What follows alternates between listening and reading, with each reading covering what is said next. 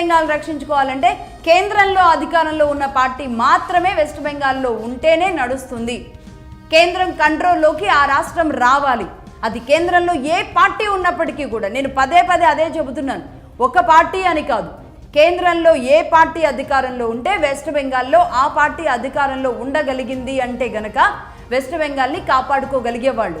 కాంగ్రెస్ ఉన్నప్పుడు కాంగ్రెస్ను వాడుకొని, లెఫ్ట్లతో కలిసి లెఫ్ట్లను వాడుకొని, మొత్తం తన రాజ్యంగానే మలుచుకొని దాదాపుగా 3 విడతలుగా ముఖ్యమంత్రిగా తానే రాజ్యమేలుతూ మరి దీది 4వసారి తను పరీక్షించుకుంటోంది తన అదృష్టాన్ని.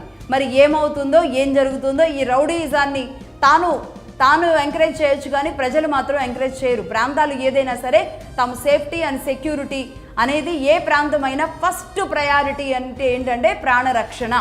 రక్షణ లేని చోట ఎంత డబ్బున్నా, ఎంత ఏం జరిగినా అదంతా వృధా. ఆ తర్వాతే ఏదైనా. కాబట్టి అక్కడి వెస్ట్ బెంగాల్ ప్రజల్లో రక్షణ విషయంలో ఒక ఆలోచన వచ్చింది.